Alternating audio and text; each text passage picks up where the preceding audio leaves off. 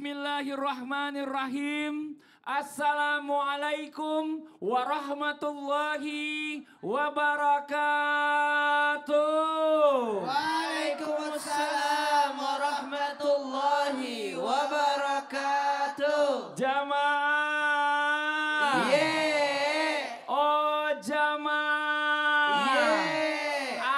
Alhamdulillah. Alhamdulillah. Alhamdulillahirabbil alamin. Allahumma sholli ala sayidina Muhammad wa ala ali sayidina Muhammad. Rabbi shrahli sadri wa yassirli amri wahlul 'uqdatam min lisani yafqahu qauli. Shadaqallahul azim. Jamaah Islami Tinda yang dirahmati Allah. Masyaallah, alhamdulillah. Hari ini kita bertemu lagi di Islami Tinda dan terima kasih banyak buat jamaah dari Cirebon. Tepuk tangan dulu dong. Masyaallah. Dan juga terima kasih banyak nih buat jamaah Islami Tinda yang ada di rumah juga yang selalu setia menyaksikan Islami Tinda. Sebelum kita bahas tema kita pagi hari ini, saya mau ingetin dulu, jangan lupa ya Bu ya. Jodoh itu rezeki adalah takdir dari Allah. Udah ditetapkan sama Allah. Jadi kalau ngomongin masalah rezeki yang kepikiran sama Ibu apa nih Bu? Duit. Yang lain gak penting Bu. Yang enak aja, yang lain gak penting. Kesehatan juga rezeki. Ibu mau duit banyak tapi sakit? Enggak kan, Masya Allah. Tapi yang namanya rezeki itu ya itu udah ditetapkan sama Allah. Mau dikejar bagaimanapun kalau bukan rezeki kita gak bisa dapat. Tapi kalau emang udah rezeki kita, ya walaupun cuma kita jalan ke depan rumah doang, kalau rezeki tetap dapat. Alhamdulillah. Hari ini kita bahas tema yang luar biasa. Temanya apa sih? Temanya adalah apa yang tertulis untukmu pasti akan jadi milikmu. Alhamdulillah. Jamaah. Ada video dulu yuk sama-sama kita saksikan. Ini tentang momen pilu pencari kerja desak-desakan. Ini di tayangannya. Astagfirullahaladzim. Ya ini ya buat semua teman-teman yang lagi bekerja, ayo di rumah semangat semuanya yuk. Berangkat kerja jangan males-malesan. Bismillah. Karena orang nyari kerja ini zaman sekarang ini susah. Banyak orang yang udah kerja dipecat, harus nyari kerjaan lagi yang baru, ternyata nggak segampang itu. Nauzubillah summa nauzubillah. Mudah-mudahan semuanya bisa dapat pekerjaan apapun itu. Yang penting halal dan berberkah. Amin. Nah ini Ustaz Syam ngeliat tayangan tadi ya di zaman yang serba sulit ini walaupun udah ikhtiar cari kerja kemana-mana. Tapi kadang-kadang kita hasilnya itu kecewa. Udah ngantri dari pagi, siang, malam cari kerjaan terus gak dapet-dapet. Bagaimana caranya bisa lapang dada bahwa mungkin ini sebenarnya belum tertulis ini kalau kerjaan ini jadi takdir kita. Atau apa yang harus dilakukan, mau dijawab penjelasannya. Tepuk tangan buat guru kita Ustaz Syam. Bismillahirrahmanirrahim. Tabi guruku Habib Muhammad, Ustaz Maulana, Mas Fadli serta para alim ulama, guru-guru kami yang dimuliakan Allah Subhanahu wa taala. Al-Qur'an surah Al-Baqarah ayat 216. أعوذ بالله من الشيطان الرجيم Allah. كتب عليكم القتال وهو كره لكم وعسى أن تكرهوا شيئا وهو خير لكم وعسى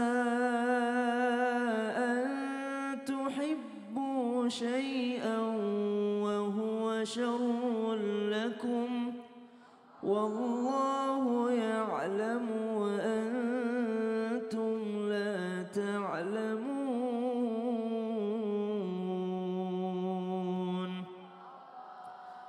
Sebuah ayat yang mungkin banyak di antara jamaah Islam itu indah yang mengulang-ulang ayat ini atau bahkan sudah menghafal dari ayat ini karena begitu memotivasi seseorang dalam rangka berusaha untuk ridha akan takdirnya Allah Subhanahu wa taala, di mana Allah Subhanahu wa taala berfirman wa asa an takrahu syai'a wa huwa khairul lakum.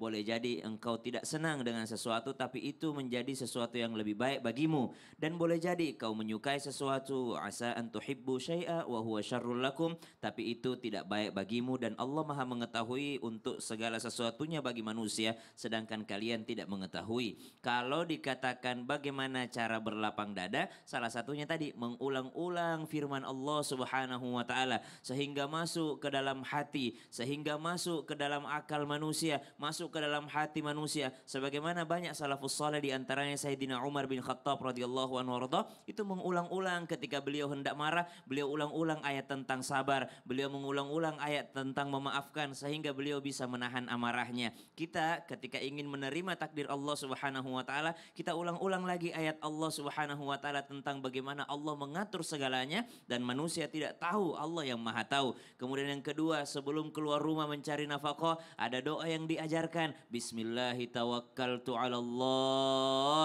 la haula wala quwwata illa billah. Doa ini bukan hanya mendapatkan faedah penjagaan dari Allah Subhanahu wa taala melalui ratusan ribu malaikatnya, tapi doa ini mengandung motivasi. Bismillah, dengan nama Allah saya melangkah keluar rumah cari kerja, cari nafkah. Tawakkaltu 'ala Allah, berarti kalau saya sudah dengan nama Allah, badan saya ikhtiar, akal saya ikhtiar, tapi hati saya tawakkaltu 'ala Allah, menyerahkan, mewakilkan semua hasil daripada apa yang saya kerjakan hari ini kepada Allah Subhanahu wa taala. Baru keluar rumah saja sudah diajarkan bersandar, menyerahkan semua hasilnya kepada Allah. Orang kalau sudah bertawakal, insya Allah dengan sedikit demi sedikit dia bisa berlapang dada atas apa yang ditakdirkan sama Allah Subhanahu wa taala. Karena Masya permulaannya udah menyerahkan semua sama Allah. Nah, itu yang paling penting. Iya. Zaman sekarang ini kadang-kadang tuh orang tuh nggak mau percaya namanya takdir Allah. Betul. Gitu.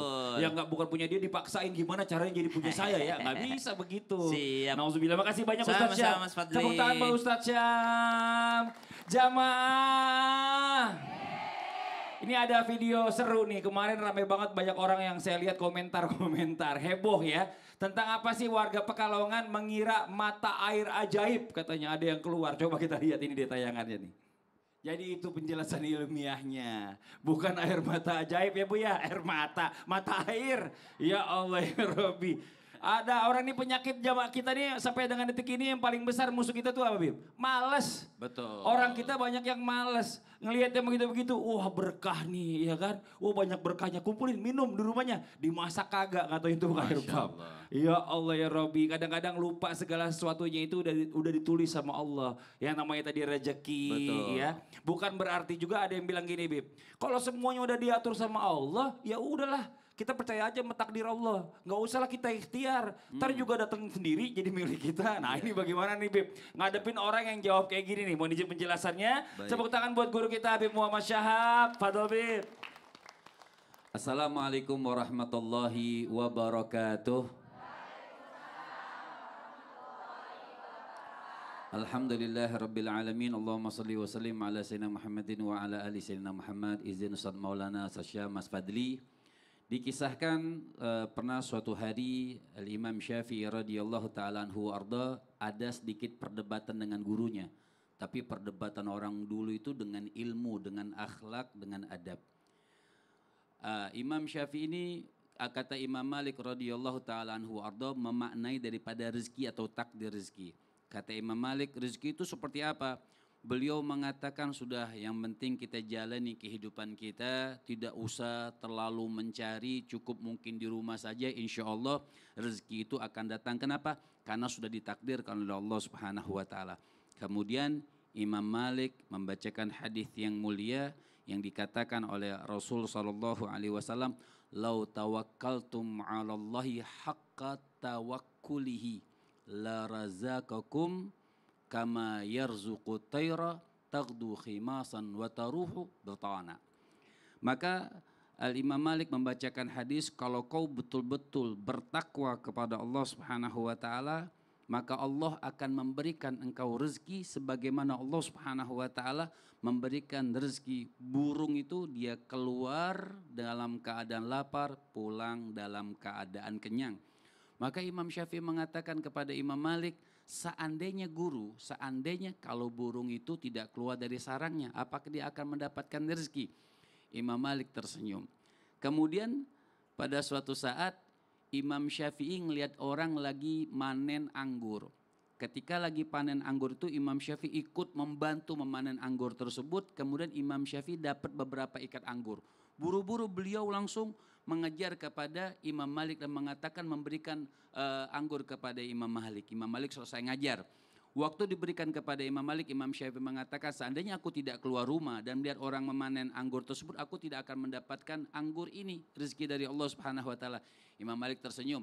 Imam Malik bilang, aku dari tadi ngajar, nggak keluar rumah, bisa makan anggur saat ini. Oh, ngerasain juga. Ini Bisa Masya makan Allah. anggur. Artinya perbedaan ulama besar ini bisa dijadikan takdir itu bisa kita menunggu, tapi alangkah bagusnya dengan ikhtiar. Maka keduanya sambil tertawa dan menikmati anggur rezeki dari Masya Allah Subhanahu wa taala. Perdebatannya pakai ilmu. Betul. Tapi emang yang paling simpel ya Bu, ya Ibu makan nasi Bu. Selama ini Ibu sendok dulu, apa nasi naik sendiri? Gitu. Iya. Nah coba itu yang paling gampang ya Bu ya. Ini Masya Allah. Jadi kadang-kadang ini namanya manusia juga yang namanya ikhtiar tuh wajib. Kalau nggak ikhtiar gimana mau dapat rezeki, nggak ada usahanya kasarnya gitu ya Bib ya. Terkadang subhanallah kita diam dapat, terkadang kita harus mencari Harus supaya mencari, dapat. Masya Allah. Makasih banyak Habib. Tepuk tangan buat guru kita Habib Muhammad Syahab. Jamaah. Ini pembahasan hari ini Masya Allah luar biasa nih. Mudah-mudahan jadi pelajaran buat kita yang di rumah, yang jangan pindah channel dulu ya. Kita lanjutkan lagi nanti pembahasan kita tentang apa yang tertulis untukmu pasti akan jadi milikmu. Tetap di Islam itu indah. Jamaah. Oh jamaah.